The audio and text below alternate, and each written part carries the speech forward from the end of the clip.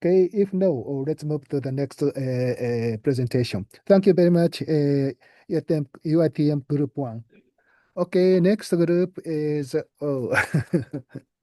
okay, next group is UNPAD group, and the title of their talk is Diversity That Defends. Turmeric germplasm for sustainable natural protection. So if we are ready, please start your presentation.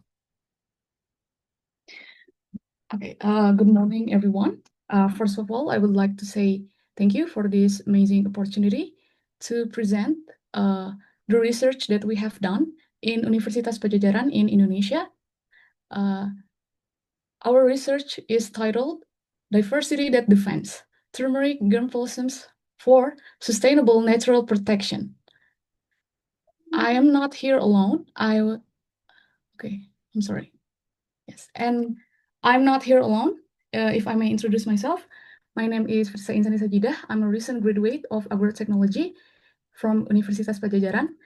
I'm here with four other partners. There are first Riyandi, Latifah, Hamda, and Indi, whom all are recent students of Agrotechnology from Universitas Padjadjaran as well.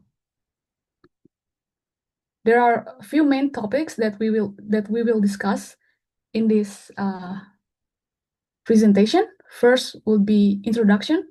Second would be objectives and benefits of the research. The third would be literature review. The fourth would be conceptual framework. And the fifth would be results and discussion. For the first introduction will be explained by my partner. Please go ahead. Okay. Thank you for the opportunity to have. So now, why turmeric? What's the reason we explore about this topic? So there are three main points. The first one is that turmeric, or Curcuma longa L, has high pharmacological and economic value because its rhizomes are widely used as cooking spice, natural coloring agent, traditional medicine, and food preservative. And back then, traditionally, people also have known and used turmeric as a medicinal herb, as in the research by Puntorini in 2005. In the health sector, some research has also shown that turmeric has various functions, including as anti-diabetic, anti-HIV, antibacterial, anti-cancer, antioxidant, and antifungal. So, these many benefits of turmeric offer an opportunity to improve community welfare if we manage it properly. In agriculture context, turmeric is propagated vegetatively using rhizomes because turmeric rarely produces flowers and seeds, and they have high sterility due to its triplet chromosomes number. Yeah.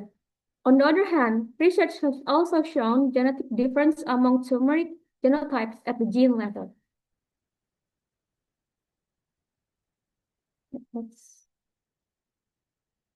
In Indonesia, turmeric exhibits broad genetic diversity based on phenotypic characteristics, based on the research by Anindita et al. On 2020. The Indonesian Industrial and Beverage Crops Research Institute, or it's called Balitro, holds a turmeric germplasm collection of 70 extensions from various regions. Indonesia is also one of the top turmeric producing countries, with national production reaching to 205,000 tons in 2023. But unfortunately, despite this high output, domestic and export demands for turmeric have yet to be fully met, based on BPS data only 18. So that's why the genetic diversity of germplasm is a key factor in the successful development of the commodity by farmers and plant breeders. The selection of 89 turmeric accessions was based on their origin from different geographical locations, spanning over 25 provinces and 9 islands. Objective of the research: 1. To obtain information on the phenotypic diversity of 18 Indonesian turmeric accession based on morphological and agronomic characteristics. 2. To obtain information on the genetic relationship Among 89 local Indonesian turmeric expressions based on morphological and agronomic characteristics. 3. To obtain information on the yield potential of 89 local Indonesian turmeric expressions. Benefit of the research. 1. To provide information and reference related to phenotypic diversity and yield potential of local Indonesian turmeric. 2. To support the turmeric breeding process by identifying if the diversity and genetic relationship of local Indonesian turmeric growing present and have selecting high yielding accession. 3. To provide supporting data for future research in the next planting season. Okay, now let's move to the literature review. Turmeric is a perennial herbaceous plant that grows in tropical regions. Its rhizome contains curcuminoids, the compounds responsible for its yellow color and medicinal properties. The rhizome is actually a modified part of the pseudostem, growing below the soil surface. Next. Turmeric grows best in tropical climates, especially in areas up to 1,500 meters above sea level, with temperatures between 20 to 35 degrees Celsius, and rainfall above 1,500 millimeters. The ideal soil is red or clay loam with good drainage and a pH between 4.5 and 7.5. About 2,000 to 1,500 kilograms of healthy rhizomes are needed per hectare. They should be planted with proper spacing and depth and managed through regular weeding, irrigation, mulching, fertilization, and pest control. Harvesting is done when the leaves start to turn yellow, usually around 8 to 10 months after planting. Okay, there are several common cultivation methods for turmeric, such as using single bud sprouts, turmeric nurseries, ridge and furrow methods, raised beds, and drip irrigation. These techniques help ensure healthy plant development and optimal yield. Here, you can also see the harvesting stage when the plant reaches maturity. Okay, next, the concept of diversity and genetic relatedness. Phenotypic diversity refers to the visible difference among plant traits, while genetic relatedness explains how closely the plants are connected based on shared characteristics. In plant breeding, principal component analysis, or PCA, help estimate the variation among accession and identify which traits contribute most to that variation. Meanwhile, cluster analysis groups the plant based on their genetic similarity. Next, lastly, the yield potential of turmeric.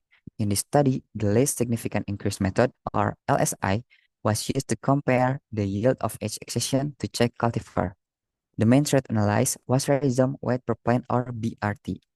If an accession yield is significantly better than check the cultivar, it is considered to have high potential. This method helps identify promising varieties for future breeding. And this is the conceptual framework where this is and to develop turmeric lives in Indonesia through limited to selection due to difficulties in hybridization and the identification of diversity, genetic relatedness, and yield potential supports the selection process in turmeric. And yes, local Indonesian turmeric collection have high yield potential when Indonesia is the fourth largest turmeric producer in the world, based on CBS 2013. Various studies evaluating phenotypic diversity and turmeric yield have been based on morphological and agronomic traits. Will the next? And this is how we collect the data collection when the data used in the study were collected from the agronomic and morphological traits of turmeric according to the guidelines for the conduct of tests for distinctiveness, uniformity, and stability on turmeric by FFP and VRA, Government of India, 2021. Okay, so the next topic will be the results and discussions of the research. So,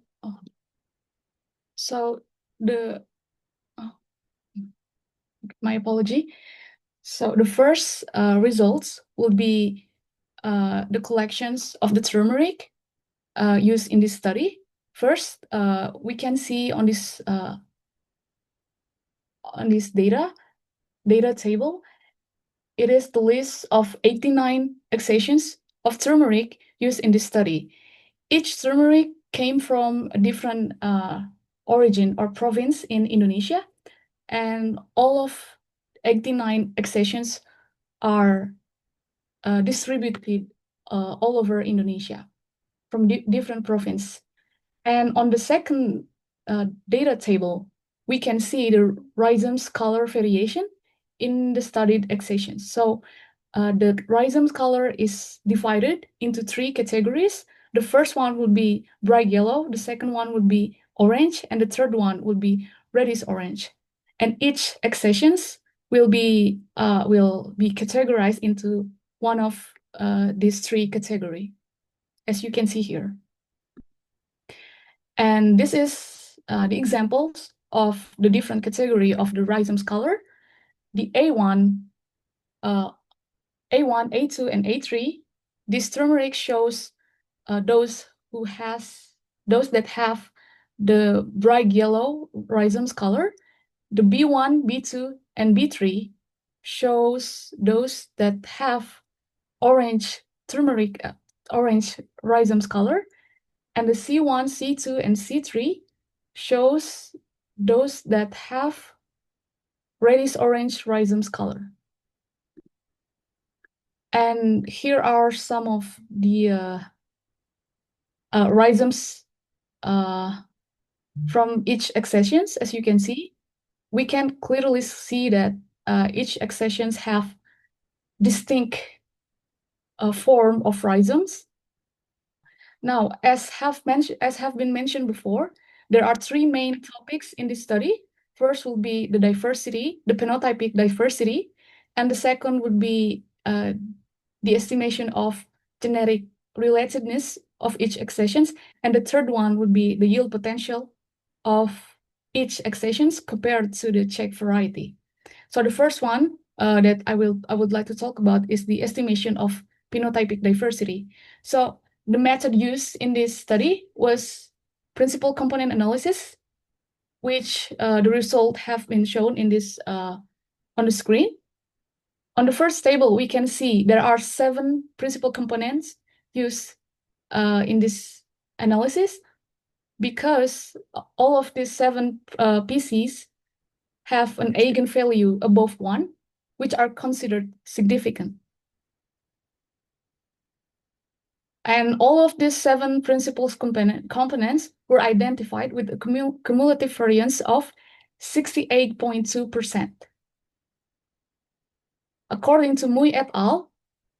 On 2018, a cumulative percentage above 50% indicates a broad diversity within the observed population. So based on this cumulative percentage alone, we can conclude that the turmeric assessed in this study have a wide phenotypic diversity. And on the second data table, we can see how each traits have factor loading values on each of the 7 principal components.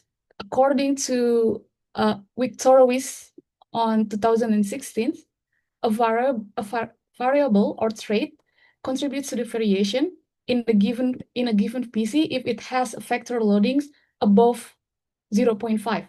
And we can see here each characters that have above 0.5 factor loading is written in bold. You can see on PC1 there are 1, 2, 3, 4, 5, 6, 7, 8 characters that is significant.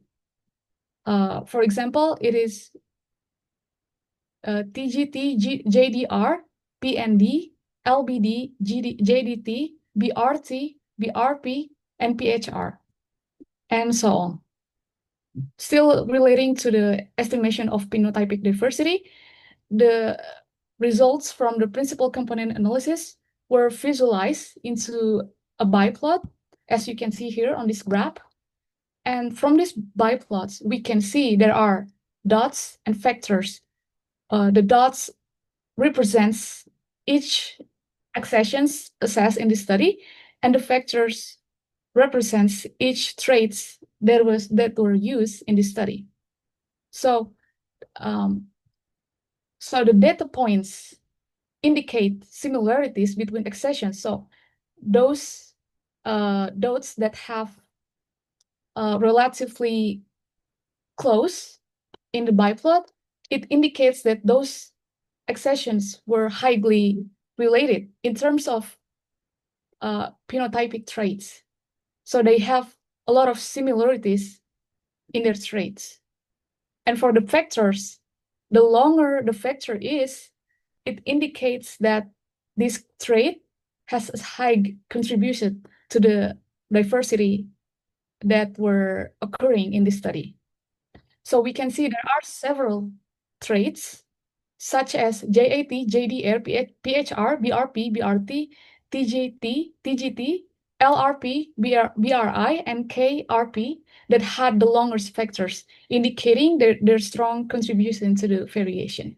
And overall, these data points were distributed evenly across all quadrants, although there are some accessions clustered closely, forming a distinct group. For example, we can see here on the 0 by 0 point, we can see there are some accessions that is located closely. That means these accessions have high similarity with each other. One such group included accessions from 5 different islands: CL22 from Java, CL36 from Kalimantan, CL83 from Bali, CL68 and CL99 from Sumatra, CL52, CL55, and CL61 from Papua.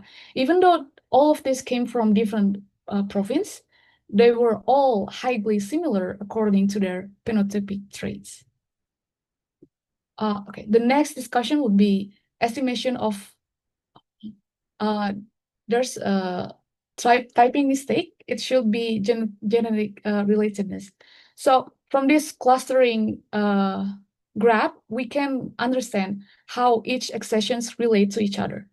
So from this alone, we have obtained the data that the range of Euclidean distance observed was 1.8 to 9.8, and the closest pair of accession with a distance of 1.8 was CL68 from Sumatra and CL07 from Java. We can see here the closest one is on the A clustering. So this clustering is divided into 2 main groups, which is A and B. And on the A, there are 88 accessions, and on the B class, there are only 1 accessions, which is CL19. So why does on the B class, there's only 1 accession? Because this accession have a very distinct character that make this accession very different from the rest of the accessions. And according to McGarrigle et al. 2000, an Euclidean distance above there's a typing mistake, above 0.75 indicates a distant genetic relationship. So from this Euclidean distance, we can conclude that the genetic relatedness of the accessions observed in the study is very wide, because it is obviously above 0.75, which was 1.8 to 9.8.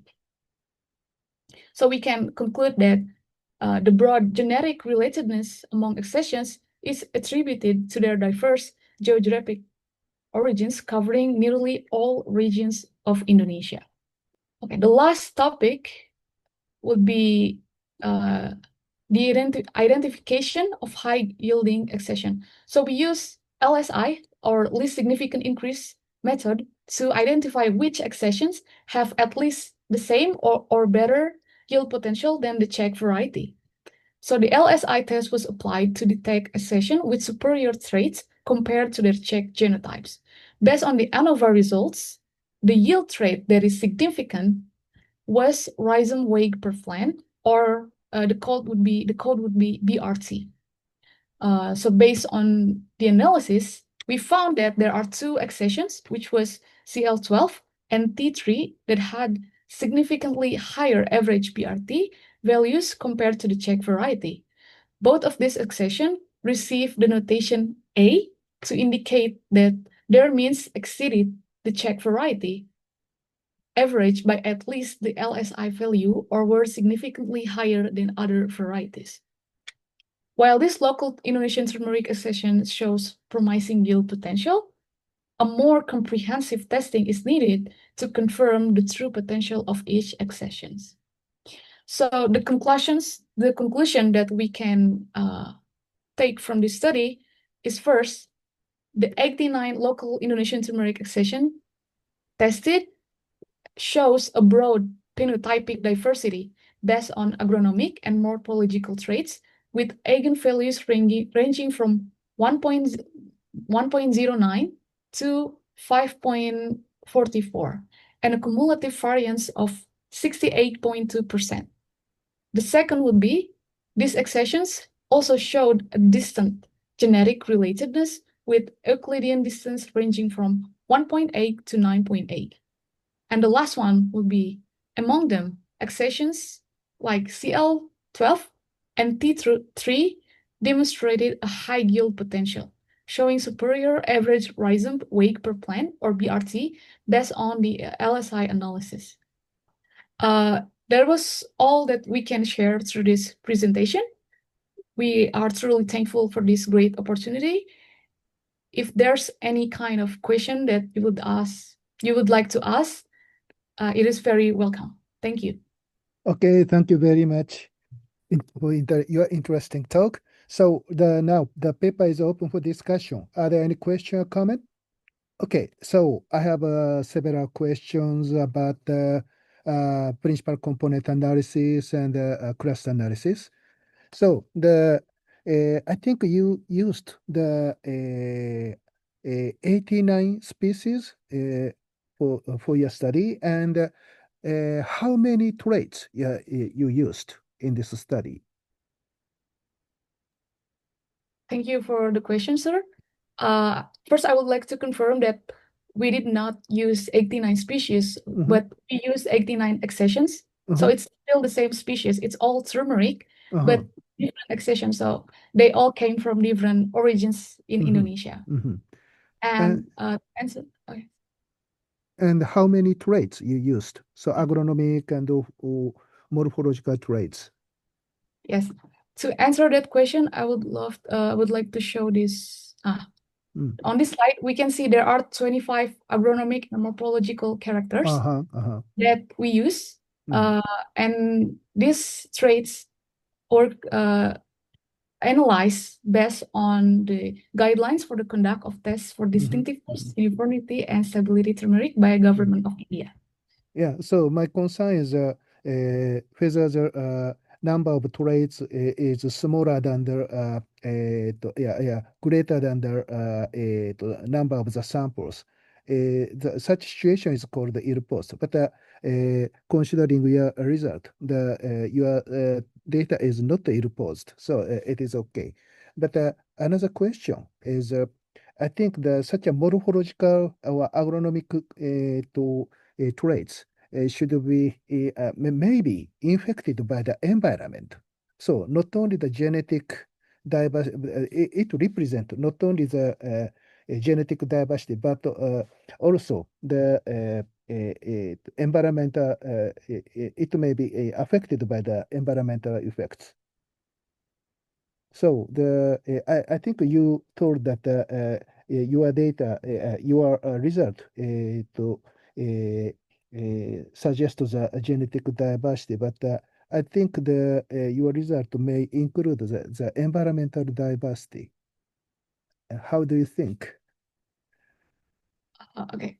May I confirm your question was how our research to study the diversity of the turmeric is affected by the environmental. Yes, so you told that you in your presentation you told the genetic diversity, but I think that such a morphological trait may be affected by the environment. Okay, thank you for the question. So, how do we prevent the environmental effect to make sure that our research is accurate based on this ergonomic and morphological trait? So we use a specific type of experimental design. So regularly in agricultural research, the data obtained would be highly affected by the environmental condition. But in this study, we use a specific type of experimental design, which was augmented design. RCBD based, not RCBD, randomized complete block augmented design. So in this design, I can show you the drawings, if I may. Is it allowed for me to show other materials? Okay, please. We still have time. Okay, I will share it. Okay, so the specific design that we use in this study is augmented design based on randomized complete block design. So we use 89 accessions and 6 checks variety. So in this experimental design, we have 3 blocks, but we only repeat on each blocks the check variety. But the rest, the 89 accessions, we randomize the planting position on every block. So there's no replication of the accession. So why do we do this? Is to prevent the environmental effect. So we estimate the environmental effect using the check variety that is replicated in each blocks. So we know how does each blocks contribute the environmental effects. If it's too high, then simply this research cannot be continue. But based on the analysis that we have done, we didn't show it on the presentation, but based on the analysis we have done, the environmental effect on this study is very low. So we can conclude that the environmental condition on each blocks is very similar. So we can also say that the agronomic and morphological traits were not affected by the environmental condition. Okay, thank you very much. And I have one more question. So you showed the byplots of the PCA, and but you can draw the a sample plot, just a sample plot. Then the clustering pattern of the sample plot is similar to the patterns of the cluster analysis. Sir, I'm truly sorry. Can you repeat the question? Okay, so you show the byplots of the PCA, but you can draw the sample plots, and clustering pattern of the sample plots is my question is the clustering pattern of the sample plot is similar to the cluster in this cluster analysis dendrogram. So, for example, there's two large clusters A and B, and in the sample plots of PCA, the B is separated from the cluster A.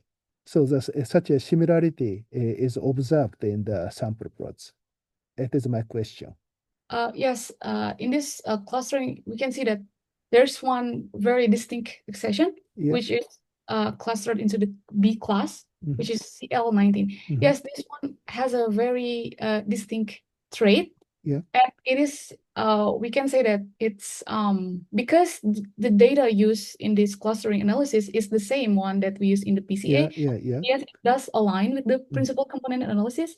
As we can see on this biplot, let's find CL19, and we can see how these accessions is very far from other accessions. Here it is. As you can see here. So the clustering pattern is consistent between the two analyses. Yes, it's consistent. Yeah. Okay. Thank you very much. Excuse me, one question from student. Thank you. Thank you for your presentation. It's very good for your presentation. One question. Okay. Overall, the findings, which one did you find most surprising? I'm sorry, can you repeat the question, please? Which result surprised you the most? Which? So I think that he want to know the novelty or in your study? Oh, Study. nobility in my study. I'm sorry, Yeah. I couldn't. Oh, novelty. Oh, okay, Yeah, yeah. no, yeah. Well, the novelty in this study is on the full research paper, we say that there are very limited information about the genetic diversity of turmeric in Indonesia, considering Indonesia is a country with such a high diversity because we are a tropical country with tropical climate, and we have a huge diversity. But it's very unfortunate that the data or the information about that is very limited to this day. So the novelty of this research is that we have a comprehensive information about how huge is the potential of turmeric in Indonesia and how we have such a high diversity as we have shown in this study. And on these studies, we actually only show the 6, what do I say? So we have seasons. This is the 6 seasons that we have planted this turmeric. So the previous ones we have analyzed the same turmeric 5 times, and this is the 6th one. So the novelty of this research is, so we have shown that the comprehensive information about how turmeric in Indonesia is very diverse and has a huge potential. I hope that answered your questions. Thank you. Thank you. So are there any question, comment?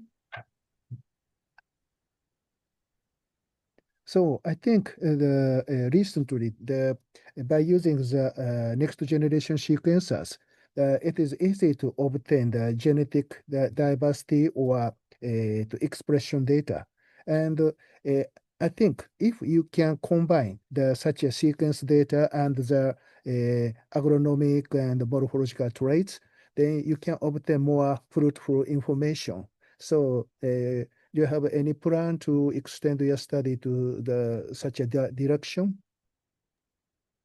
Yes, actually, our team have already done molecular or analysis on the genetic level for the diversity of turmeric, but it is not as extensive or intensive as the one that is based on agromorphological trait. But in the future, yes, we do have that plan. Okay, It thank would you. be amazing to combine that. Yes, Yeah. thank you. So are there any question or comment? I think time is over, Sensei. Okay. Okay, thank you very much for your interesting talk. I'd like to have a break now. And the next session will start from the 14 as scheduled. Okay, Bibin Sensei, is it okay to start? Okay, please. Okay. Okay, let's start the afternoon session.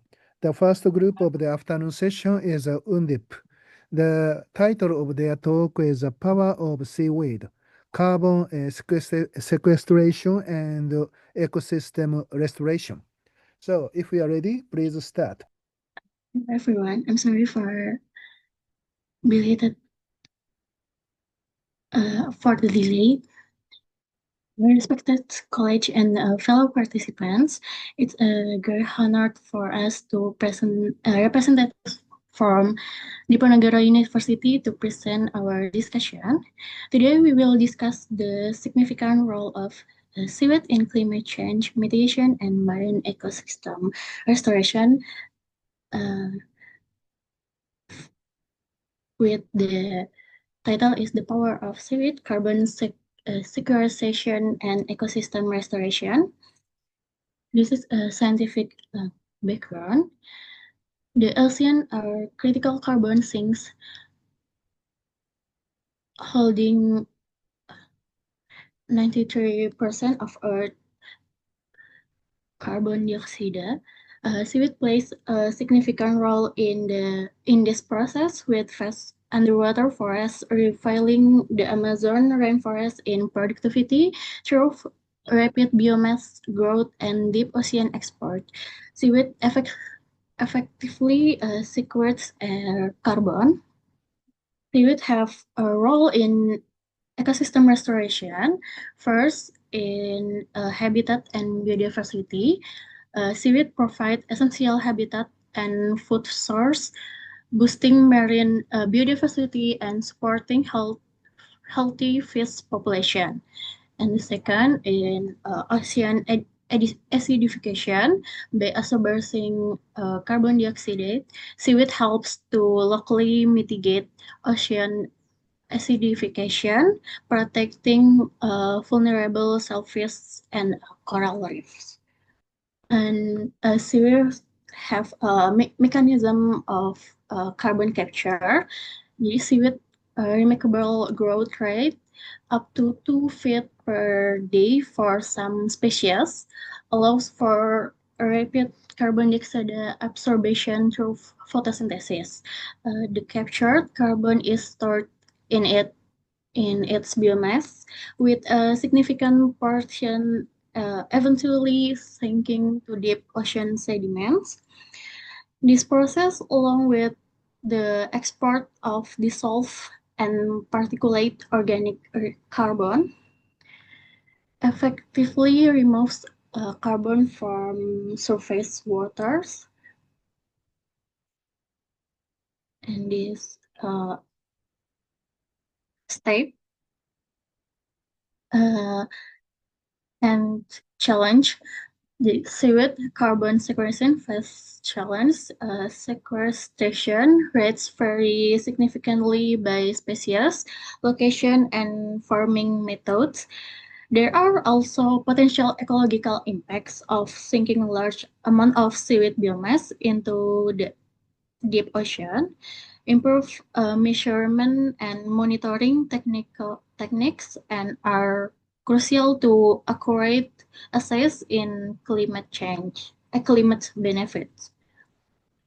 And the conclusion, seaweed offers a multi-phased approach to climate mitigation and ecosystem health, is potential for carbon sequestration, biodiversity enhancement, and economic benefit is immense. Realizing this potential requires coordinate research, robust policy support, and the sustainable expansion of seaweed farming practice. Investing in seaweed is investing in a healthier planet. Okay. Thank you very much for your presentation. Now, the paper is open for discussion. Are there any question or comment? Okay, so I have one question. So you considering that seaweed is to basic CO2 to sink in the to sea, but I think there are other organisms which can absorb the carbon dioxide, such as a diatom. So the why you focus on the seaweed, not the diatom? Can you hear me? I can repeat the question. Mhm. For the question is advantages of seaweed in carbon dioxide absorption. First, seaweed species can grow up to 6 centimeter, 2 feet per day, allowing for rapid carbon absorption through photosynthesis. And the second, carbon absorbed in stored in dense biomass. Over time, part of this biomass sinks to deep ocean floor, acting as a long-term carbon sink. And seaweed, unlike phytoplankton, seaweed can thrive in nutrient-poor waters, making it highly adaptable to various oceanic environments. Okay, thank you. But I think that diatoms is a major photosynthesis agent in the sea. So I'd like to know why you focusing on the seaweed, not the diatoms. So diatom is a single cell secondary plants. Yeah, if you don't have an answer, it is okay. Okay, UNDIP group, it's a thinking time or Yeah, I think it's already 2:25, Sensei.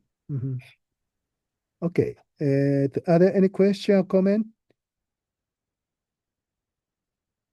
Okay, if no, let's move to the next session. The next group is UNSOED's group.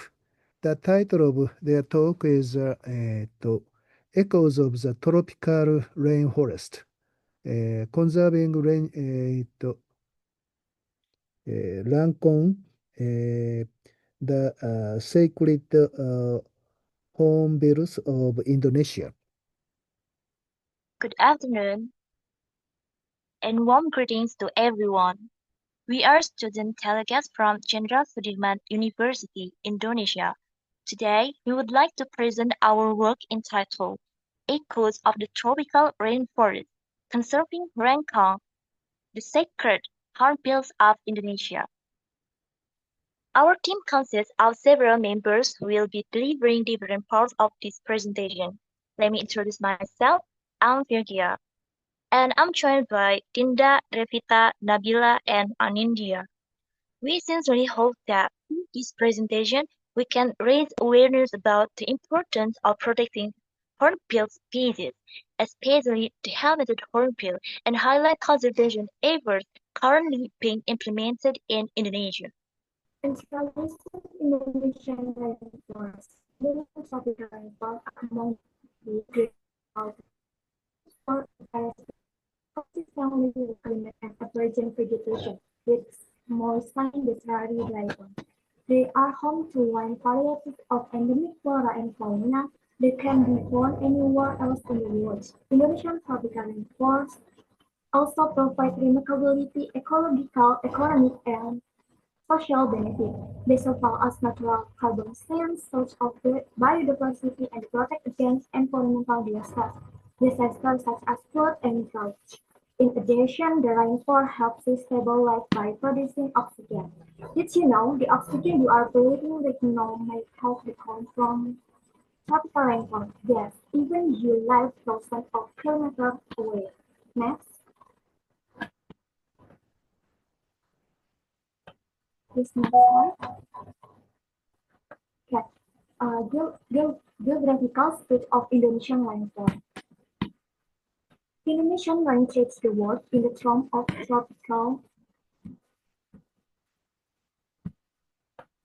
Indonesian waters of the world's tropical rainforest area of Brazil and the Democratic Republic of Congo, based on global geographical data from meter. Currently, Kalimantan is regional of Indonesia, located on the island of Borneo, which is the three largest island in the world after Greenland and Greece. Tropical rainforest cover most of the 9 million hectares, with most of the locales in Sumatra, Kalimantan, and Papua. Kalimantan alone makes up approximately 73% of Borneo total mass. Along this line, the Borneo is signed by Indonesia, Malaysia, and Brunei. Kalimantan is the largest regional and represents the most present tropical forests are within Indonesia. According to data from the Nature Conservation of Indonesia, 50% of the world plant and animal species are found in the tropical rainforest area. 10% of those are bird species. One of the bird species native to Indonesian tropical rainforest in the term harbor, which is the focus of our workshop today. Next. Hornbills are large birds from the family Bucerotidae, easily recognized by the cause, a horn-like structure on top of their curved bills. There are 62 species worldwide, and 13 are found in Indonesia across 7 genera. They have large bodies, long tails, and black and white plumage, often showing sexual dimorphism. hornbills inhabit tropical rainforests, canopies, and are primarily frugivorous, playing a key role in seed dispersal. However, during the breeding season, they become opportunistic omnivores to meet higher energy needs. They nest in tall tree cavities. The female seals herself inside for incubation, relying entirely on the male for food. She lays 1 to 3 eggs, and the nesting period can last up to 3 to 4 months. Hornbills also produce loud calls used for long-distance communication, mate attraction, and territory defense. Next, the helmeted hornbill, Rhinoplex species, is a critically endangered species found in Sumatra and Kalimantan. It is protected under multiple regulations, including CITES Appendix 1, Law Number 5, 1990, Government Regulation Number 7, 1999, and Ministerial Decree .57, 2008, which lists it as a national conservation priority. Captive breeding remains highly challenging due to their dependence on tall cavities and long reproductive cycles. As a result, in situ conservation remains the most effective strategy. Several organizations, including Yayasan Rangkong Indonesia and Yayasan Planet Indonesia, are working to raise public awareness and advocate for protection.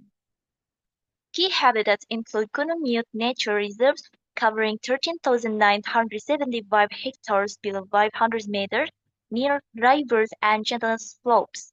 In Bukit Baka Bukit Raya National Park, focal survey confirmed their presence, especially near fruiting trees like ficus and lithocarpus. Visual and audio encounters also confirmed their presence in Bukit Barisan Selatan. They had the lowest importance value index among hornbills surveyed. Next, here are the remaining 12 hornbill species found in Indonesia, each with different conservation status. Most of them are listed as vulnerable, highlighting the ongoing threats they face in the wild. Among these species, 3 are endemic to Indonesia: the Knob hornbill, the Sulawesi hornbill, and the Sumba hornbill. These endemics are not only ecologically important, but also represent the unique biodiversity of their native island, which makes their conservation even more critical. Next. Okay, next, trees to hornbills. Hornbills are vital species for maintaining the integrity of tropical rainforests, serving as indicator of ecosystem health.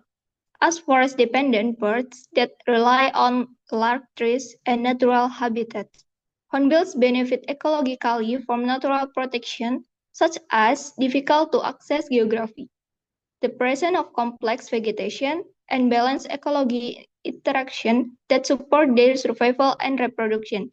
However, these natural protections are increasingly being eroded by various pressures from human activity and environmental changes. The following are the main threats to the survival of hornbill species is habitat destruction and fragmentation, hunting and illegal trade, habitat quality decline, climate change, with the law environment, and the last is lack of public education. Due to rampant poaching and illegal trade, the population of the hornbill species is now recorded in the IUCN data in 2020, where the helmeted hornbill's conservation status was initially created from near to critical integrate with me. This species is now on the highest wheel rate of attention in the world. Hornbill conservation effort. First, strengthening habitat and community-based conservation. In 2023, conservation strategies have been intensified, including protected area surveillance, habitat restoration, and local community involvement, especially in regions like Bukit Barisan Selatan National Park. Second, species species-specific approaches for long-term protection. Hornbill species vary in adaptability. Some, like Enerhinus galacticus, are flexible, where others, such as Perenicornis comatus, spend sparkly and primary forest and conservation must meet is species ecological need. Next. This is the following data support this. The chart shows they form the Lorsi and Bursi families such as Lycia and Carcium are the most dominant food course the herbivores. Next. This following species-based observation data of hornbills in Kalimantan. Next. The Hornbill conservation approach in supporting the achievement of the Sustainable Development Goals is categorized into three main sectors. The first sector is the environmental sector, which encompasses SDG 1 and SDG number 8. SDG 1, no poverty, through activities such as tree planting, hornbill monitoring, and tourism management, especially vulnerable groups, gain new and sustainable sources of income. SDG 8, decent work and economic growth.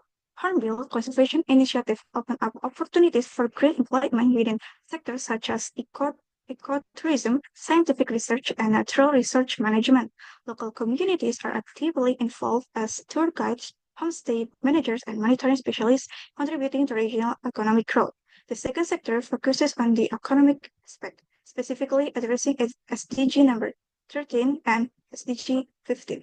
SDG 13, climate action. Hornbills play a vital role as a natural seed dispersers, aiding in the regeneration of tropical forests and maintaining carbon sequestration. Protecting this species supports global efforts in climate stability and the reduction of greenhouse gas emissions. SDG 15, life on land. All hornbill species are protected under national law and are listed on the IUCN Red List. Their conservation is crucial for preserving biodiversity and supporting resilient terrestrial ecosystem. And the third sector is social, cultural, and educational, covering SDG 4 and SDG 11. SDG 4, quality education. Traditional knowledge about hornbill is passed down through informal education system and oral tradition, ensuring intergenerational transfer of ecological wisdom. And for the last SDG 11, sustainable cities and communities for the Dayak people, hornbills hold profound cultural significance as spiritual symbols and guardians of nature within their traditional belief system. Next. Hornbills are known for their distinctive maniacal laugh-like calls, ranging from 500 to 1,500 hertz, which can be heard up to 3 kilometers away. This vocalization is believed to attract other individuals and demonstrate physical strength. The flapping wings and loud calls of hornbills symbolize power and dominance. For Kalimantan, its Dayak people, a hornbill's pre-flight call symbolizes a leader whose voice is always heard. The entobiological significance of hornbill in direct culture. Indirect indicates culture, local. All concerns characterize symbolism, greatness, nobility, leadership, loyalty, and harmony. According to Dayak Kenya mythology, their accessories come down from the sky in the form of a wheel, marking the bird degree reference in the script. Down from the sky in the form of wheel, marking the bird degree referencing the spiritual encounter. Hornbill feathers and the break on traditional use ceremony headdress worn only by restoration leaders such as tribalistic. The hornbill's life habitat also reflects important moral followers use hornbill. These birds from the monoglossum parts, and if you want part of this, the other neighbor matter again represent deep loyalty. The Indonesian created the male hornbills reflects food to the female throat and narrow hole in the tree cavity. When she completed their eggs form the moon without living. Bell culture symbolic, hornbill play a key ecological role as the dispersion in the tropical rainforest of Kalimantan. However, the deforestation and illegal hunting driven by high value of the consequent indicators, species like the helmet hornbill are the critical indicators according to IUCN guidelines. In direct customary law, hill and hornbill, especially for commercial for instance, especially of the SARS period, belum berhad. Nationally, the hornbill is protection under Indonesian law number 5 of 1990 and the Development Regional number 7 of 1999. For an Islam perspective, practicing in the grade special like hornbill allies with the Maqasid Syariah principle, which emphasizes the protection of the life, intelligence, land, and the environment. In this sense, conservation becomes not only cultural and ecological responsibility, but also moral and spiritual obligation. Next.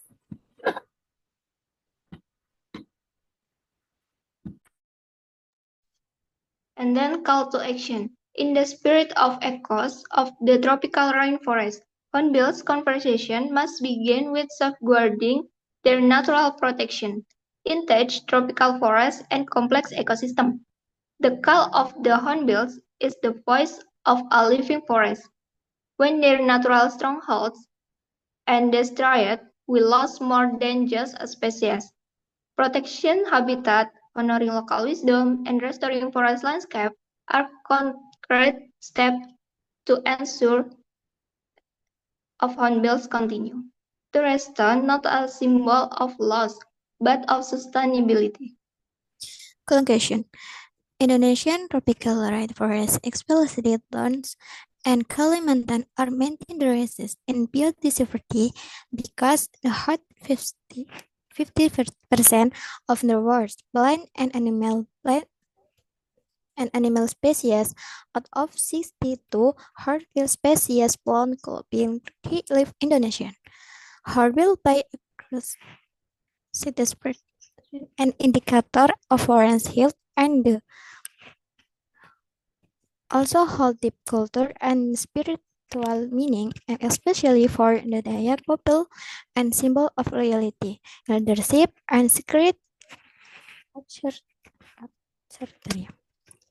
and for 2030, herbal first serious threat and to habit destruction, illegal hunting, and wildlife threat conservation effort include habitat protection, forest patrolling, community involvement, for enforcement in both Dayak traditional and in Islam perspective. Protection herbial, perfect and accessibility to air for nature and meaning ecological balance and part of the moral and spiritual day. Next. Okay, this is our reference, and that concludes our presentation on the conservation of hornbill, especially the helmeted hornbill as a part of Indonesia's tropical biodiversity. We sincerely hope this presentation has provided new insights and inspired greater awareness and collaboration in protecting endangered species. Thank you for your kind attention and the opportunity to share our work. Now, we would like to open the floor for a Q&A session.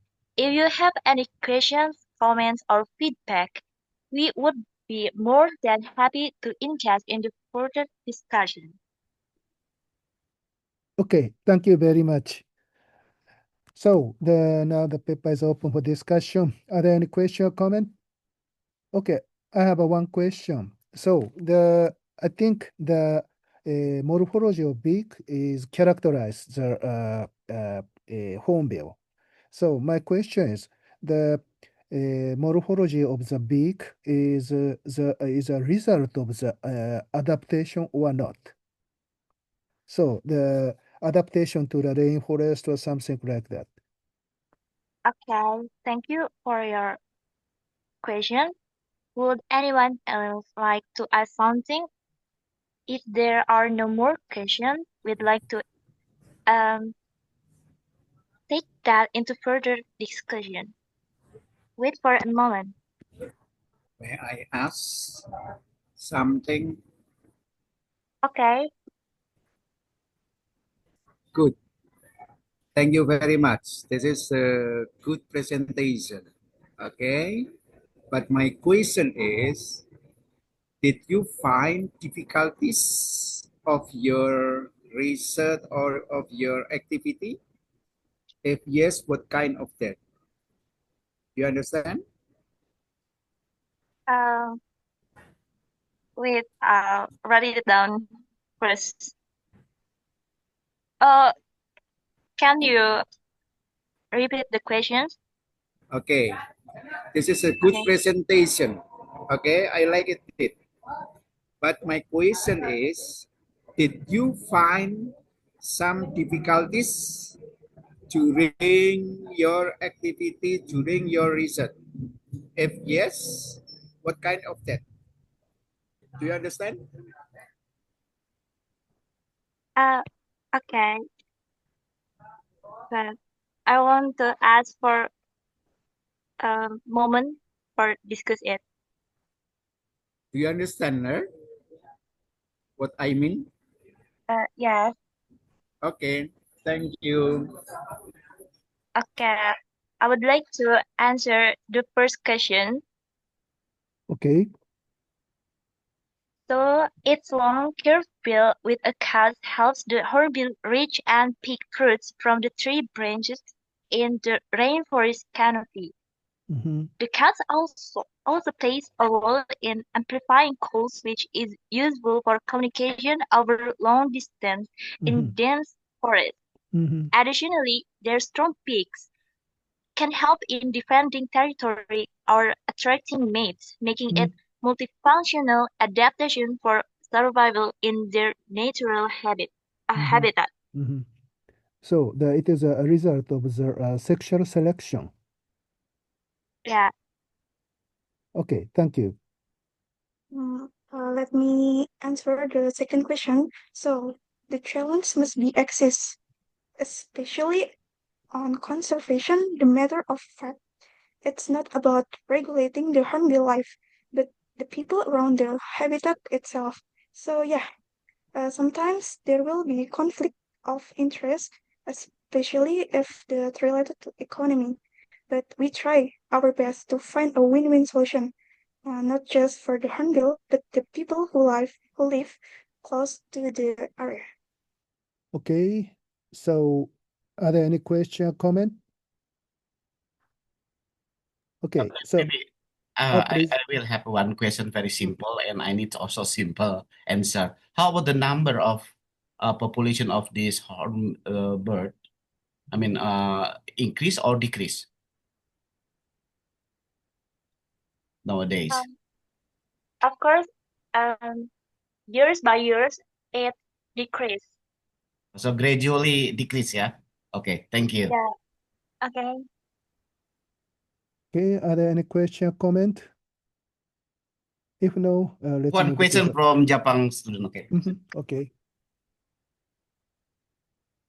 Hello. How do these bird species of bird contribute to maintain the rainforest? Hello, can I hear me? Can you hear me? Yeah. I have a question about how do these species of bird contribute to maintain the rainforest? Oh, okay. I think I got it. As fruit eater, they spread the seeds through its dropping. So, After that, they are growing the tree. yes. Thank you. Okay, are there any question or comment? If no, let's move to today's final presentation. The final group is UNSIKA group, and the title of their talk is EcoGuard, the Saving Shitarum River. Okay, if we are ready, please start your presentation.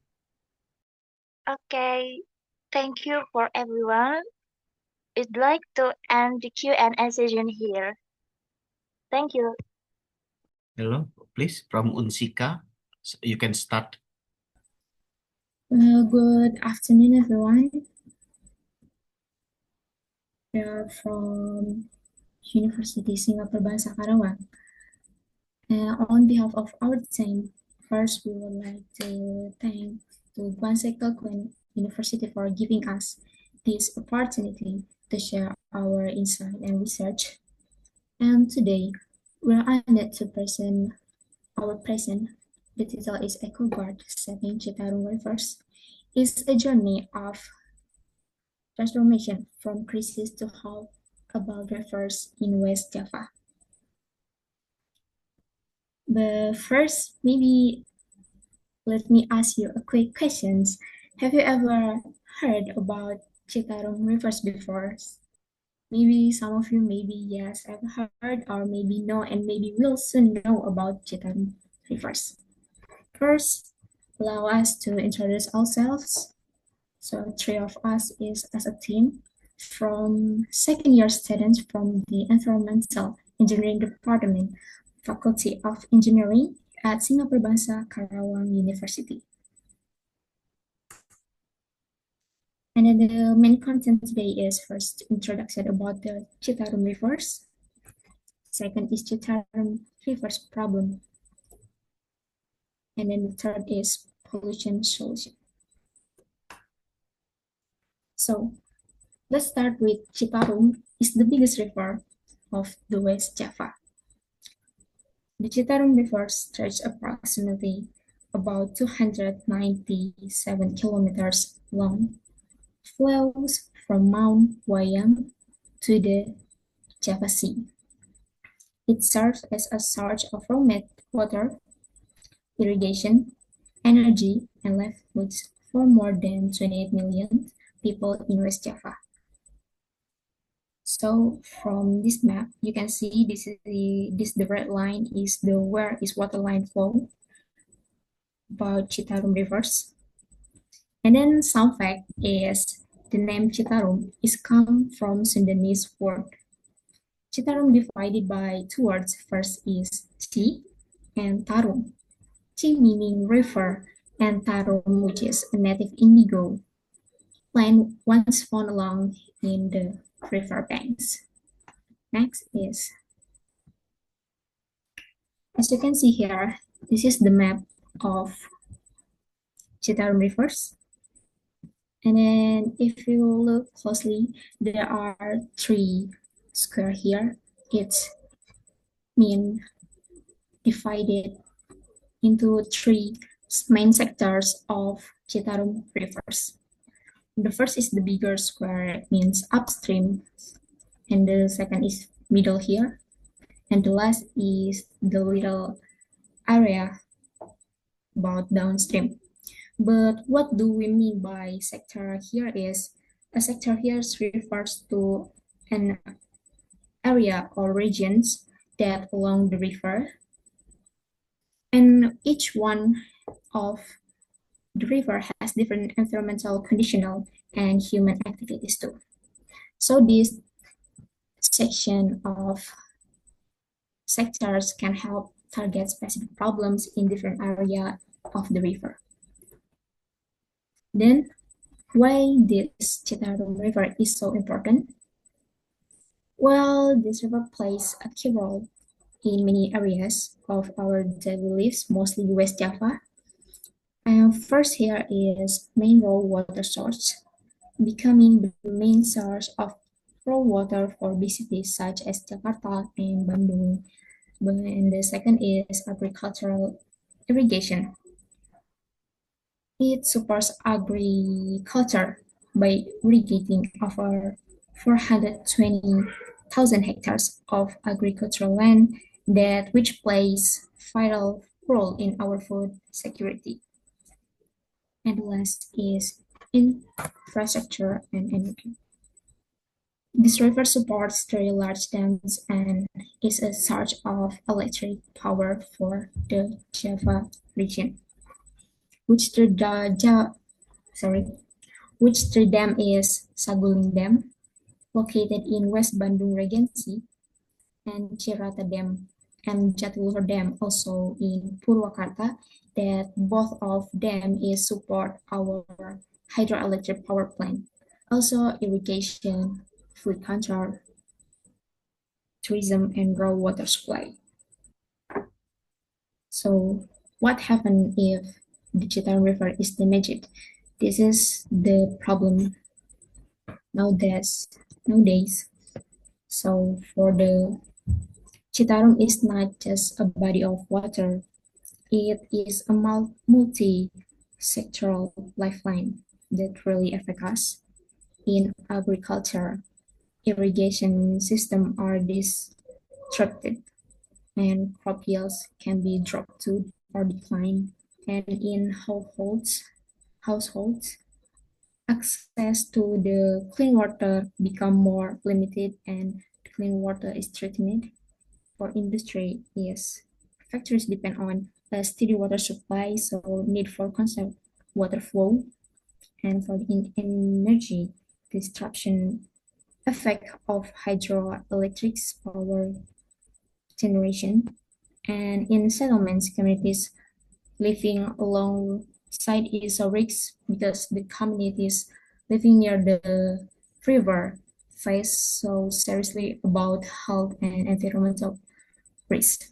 So when the Citarum River is suffers, it's not just an environmental issues, but it becomes a cross-sectoral crisis that affect everything, mostly public about from food, water, even the electricity, of course, and public health. Okay, so far we've seen just how important the Citarum River is, not only as a water source that supports millions of life, but also as the heart of agriculture, industry, and daily living for the people of West Java. It's been called the lifeline of the region. But what happens when a lifeline is choked by pollution? That brings us to a more urgent question. What is the real situation of Citarum River today? In 2018, the diplomat described the Citarum as the world's dirtiest river, a title that no country wants, and one that turned international eye towards Indonesia. This is no longer a local or regional issue. This is a national ecological emergency. We are facing a river that once gave life, now posing a threat. The data reveals some disturbing information like manganese level have reached 194 ppb, and heavy metals contamination is significantly high. Thousands of residents no longer have access to clean water, and the water is cloudy, emits a strong odor, and is visibly filled with waste. This is not just about environmental damage. This is about human dignity, survival, and the future of generation growing up by this river. Next, please. But this crisis is more than just dirty water or bad headlines. It has very real, very personal consequences for people living along the river. The Citarum River flows through many key sectors of life, from health, agriculture, and environment to public services and even social stability. And unfortunately, the impact of pollution is felt across all of them. Starting with health, residents who use the river water, even just for washing, often suffer from skin disease and diarrhea. These are not isolated cases in many riverbank communities. It becomes a routine health challenge. Then there is an agriculture. Since many rice fields and crops are irrigated by the Citarum, polluted water leads to declining productivity and damage the soil, and farmers are great more struggling because of it. The ecosystem is another victim. We've seen repeated cases of mass fish death, disrupting the food chain and local livelihoods. From a public service perspective, the PDAM or local water utility in Indonesia faces a major crisis in water supply, as treating such heavily polluted water becomes more difficult and expensive. And even socially, there is a growing conflict over access to clean water. Some communities must compete for cleaner source or depend on expensive alternative, creating tension. So, the pollution is not just an environmental issue, it's a multisectoral crisis that directly affects people's well-being, income, and access to basic needs. Next, please. So, with this crisis, this deep and wide, how did we respond? How does a country begin to fix or revert this damage? Faced with this crisis, the government could no longer stay silent. In 2018, an integrated solution was born, the Citarum Harum program, launched by Presidential Decree Number 15. This program isn't just another initiative, it's a coordinated movement led by TNI or Indonesian military, showing just how serious the mission is. It brings together government institutions, the private sectors, universities, and communities in a collaborative effort. The approach is threefold: ecological, educational, and legal. The main focus including is regulating the industries that are polluting the river, educating the public on environmental responsibility, reforesting the watershed and restoring damaged ecosystem, and building better waste management system. Next, please. But no movement can succeed without public awareness and engagement. That's why it's also important for us to stay informed. If we want a lasting impact, we need awareness. That's why the Citarum Harum team has created multiple platforms for the public to get informed, get involved, and stay connected. You can follow their official accounts on Instagram, Facebook, YouTube, and Twitter. You'll find regular updates, progress report, and even ways you can volunteer or contribute to the mission. Because saving a river takes more than a decree. It takes all of us staying informed, spreading the word, and acting with urgencies. Next, please. We've seen how Citarum Harum operate on the ground, but how does it align with our global vision of sustainable development? Let's look at two SDGs that directly connect to this program. First, SDGs number 3, good health and well-being, and SDG number 6, clean water and sanitation. Starting with SDG number 3, the Citarum River's pollution used to cause serious health problems, from skin disease to gastrointestinal illness. These weren't rare or accidental. They were regular and widespread. Through this program, by improving sanitation infrastructure, reducing toxic exposure, and educating communities, we're actively working to prevent disease and promote healthier lives. Then we have SDG number 6, which is perhaps the most obvious lane. The goal here is to ensure safe and affordable water for everyone and restore water-based ecosystem. Citarum Harum addresses this directly by cleaning the river, regulating industrial waste, reforesting the watershed, and improving water waste treatment. So in short, this program is not just about cleaning a river, it's about protecting health, protecting environment, ensuring human rights, and fulfilling our international promise to build a more sustainable future for all. Next, please. Okay. As we wrap up, here's an example of how Citarum Harum communities communicates real progress transparently to the public. What you're looking at here is one of their latest posts on Instagram. It's a summary of the IKA DAS Citarum 2024 reports. IKA stands for Index Kualitas Air, or the Water Quality Index. It measures the river health based on pollution level and usability. Back in 2018, the score was only 33.43, which fell into the heavily polluted category.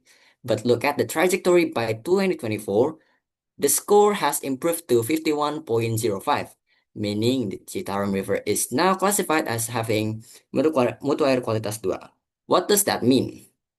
It means the water quality is now suitable for uses like recreation, freshwater aquaculture, agriculture, and even limited domestic use after treatment. The target for 2025 is to reach 60 points, which will bring the river much closer to ideal condition. And the best part, all of this data is regularly posted on social media. It's not hidden government archive. It's made public, easy to access, and even visually engaging. Next, the Citarum benefit is not one-time fix. It's a comprehensive long-term effort carrying out in several key stages. They include identifying pollution source, shutting down illegal activities, regulating with private and planting 10 million trees through the watershed, and launching public awareness campaign under the movement known as Citarum Care. Next. In the field, the strategy relies heavily on collaboration, especially between the community and the military. Together, they are leading restoration efforts through the both direct environmental action and social engagement. The result, thankfully, has been promising. Next. This is before Citarum Harum project started, and this is after Citarum Harum project is started. The water quality in upstream areas has done significant improvement. The number of pollution factories has dropped. Large-scale restoration is ongoing. Villages along the river have become active guardians of their natural surroundings. Even more, inspiring environmental education has reached thousands of students, sparking awareness among the younger generation. Next.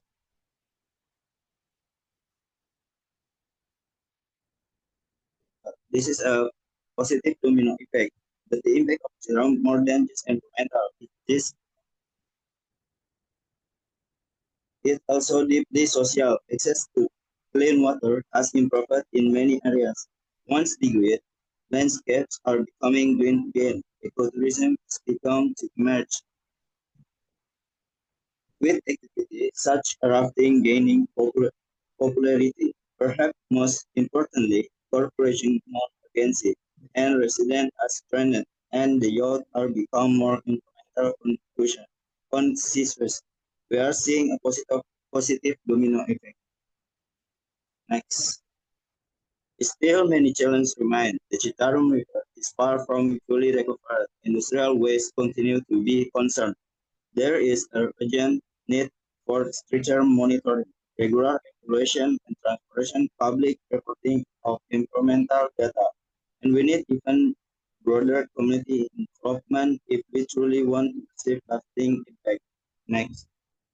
In conclusion, the story of Citarum proved that meaningful change is possible when we work together, but this responsibility cannot be left solely to the government or the military. Everyone, especially the younger generation, has an important role to play. Whether it's reducing plastic use, joining clean up activities, or spreading environmental awareness on social media, every effort counts. Because a river is more than water. It is a mirror of our civilization, and the future of the Citarum River is quiet, literally, and in our hand. Next. And it's time for us to get involved. Okay, maybe that's all from us. And I would like to open for the Q&A sessions. Do anyone have any question or feedback we would like to share and hear it? Thank you. Okay, thank you very much. I'm very impressed by the effect of the program. Okay, are there any question or comment? Okay, I have a question. So the situation of the pollution may occur in the other river. So are there any similar project is carried out in the other river in Indonesia? Okay, thank you for the question. Maybe ask for some time to discuss to my partner to may ask. Okay, thanks for the question. And that's a similar project about like Citarum Harum Indonesia is Mahakam River Conservation Project is located in East Kalimantan. This project focuses on reversing the Mahakam River impairment and reducing the negative impact of human activities on the river ecosystem. Like that. Thank you. Okay, thank you. So are there any question or comment? So I think from me. Please. So it's mean nowadays I can say that the quality of water of Citarum is already level 2, yeah. So it's mean we can use this one for agriculture and the other activities. Is it correct? Yes, correct. Okay, so because I have been there also maybe around 25 or 30 years ago. So no, I would like to say congratulations, yeah. So anyway, so it's mean now from the upstream until the downstream. So it's mean the government, of course, in the first time, a government and in the local government, and then also the army would like give kind of the force to them, yeah, in my understanding, because you saw there's the army also involved in this program. So, and in the other things, any kind of the effort from the government led to the people who live in this or they stay close to the water seat, they feel that this is my water or this is my river, something like this. Of this kind of the approach is already done. So maybe I can say maybe this is very efficient. The force from the government and the military, I think this is just for the short term. I hope. But if the government already stimulate the people who stay in the watershed that they feel this is our river, I think it will be very effective. Now, my question, uh, which one that very has some contribution to what is it to the river that it is make pollution? This is from the household or from the industry? May I know this kind of the information, or maybe both of them now already decrease because they already changed. Please let us know about this one. Can you get my question? Maybe I will sort again the question if you. I'm sorry, Mister. Can you repeat the question, please? Thank you. Okay. So it's mean I would like to know what is it the contribution for this pollution. No, actually this is from the industry. Yeah, that's I heard that many kind of the chemical released from the industry, yeah, as the waste, or from the household, from the family who stay with close in the watershed. Maybe too long ago and nowadays, maybe because I just know you already saw the information is already changed. But let me know the what is it, the new information nowadays. I mean the recent information. Which one that very has a big contribution, or maybe now already decreased both of them, from industry or from the household? Sir, Yeah. according to the available information, industry contribute more to the waste. Like they always, Yeah, maybe if you're concerned with the pollution from the chemical, I think industry, of course. But if it is from the, what is it, like garbage or debris, do you think industry also have a big contribution? Because I think I suspect about people who live close with the watershed, they don't understand about this situation, so they just throw away directly to the river. yeah, I mean, I think they also contribute on that. That's Yeah. why it is important to get people to understand how bad it is. Yeah, I think. Yeah, I think now already getting better, yeah, because I watch also in the YouTube. There's kind of the activities, some non-organization, government organization, and non-profit organization also offer kind of the activities to collect plastic, and then they would like to compare plastic to be rupiah, something like that. Yeah, I watch in the television. Okay, thank you. Okay, are there any question, comment? Hello, Prof, and also Mr. Bibin. I think I would like to answer your last question regarding the pollution in Citarum. the government forced the people who live near the watershed to move away from the river, but they are so hard to move because they already feel like they're just it's just our home. Even they are yeah they do not have any certificate of that home. And also I heard that in Karawang like few years ago, the government already built a communal toilet, a communal toilet, and also a communal restroom for the people who live near the river to use the bathroom, but they do not want to use the bathroom, so they feel more comfortable to throw away the feces and also to throw away the urine directly to the river. I think it's just like it's kind of a habit from the people, but but years after years, I think the government and also the academic trying to educate people about the danger of throwing away the waste to the river. But yeah, for the irrigation river, I think people who live there also have a big contribution. But for the main river of the Citarum itself, I think industries have more contribution. As you can see now, Karawang is transforming become an industrial city. Like 10 years or 20 years ago, Karawang is famous for the rice field, but now Karawang has been transforming into industrial city and becoming one of the largest industrial city in Southeast Asia.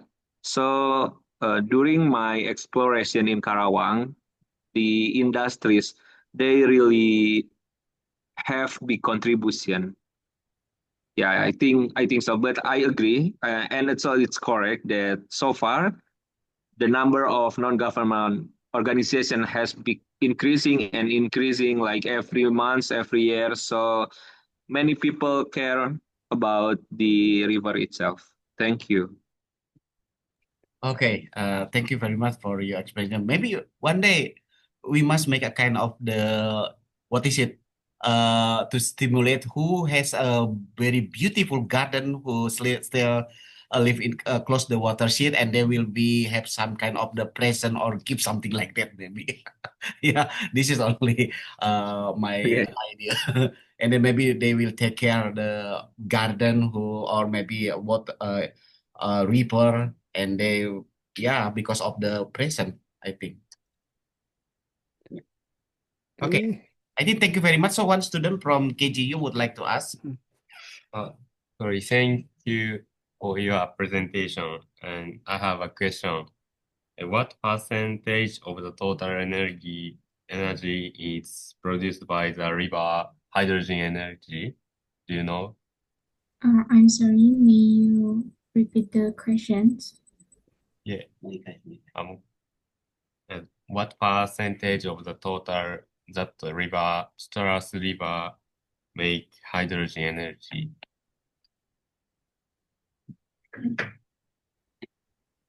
Please.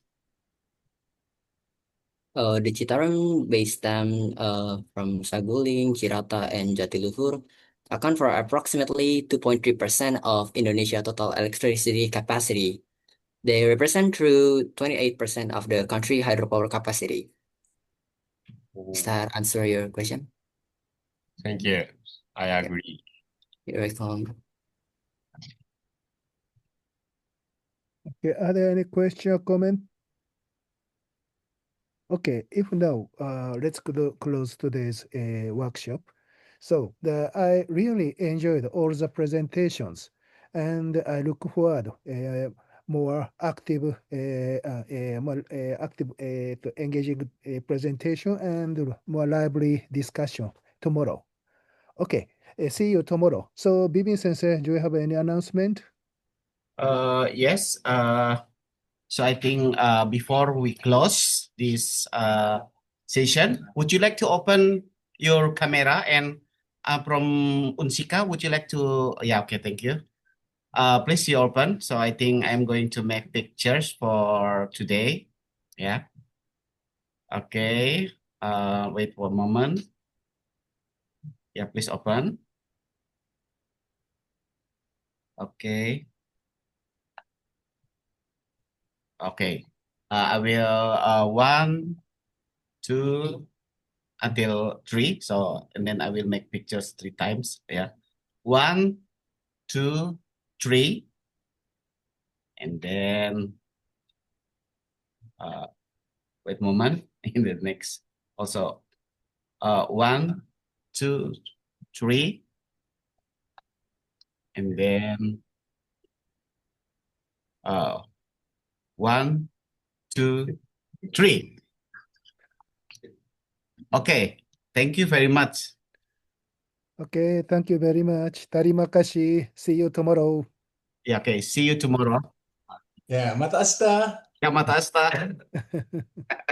Onegaishimasu, mata asta. Mata asta. ありがとう。すごい暑すぎ、ここで。